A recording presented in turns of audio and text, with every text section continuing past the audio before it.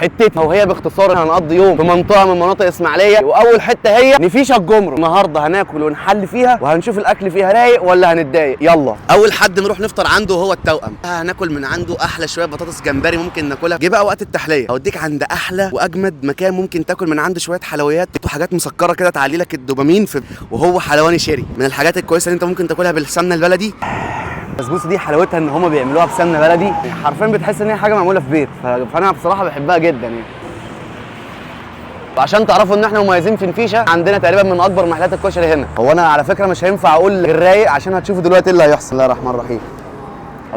الله جامد والله العظيم، جامد جامد جدا. بعد الكشري ده لازم شويه عصير قصب جامدين. هنروح لابو القاسم، اجمد شويه عصير قصب في نفيشه كلها. صحتك.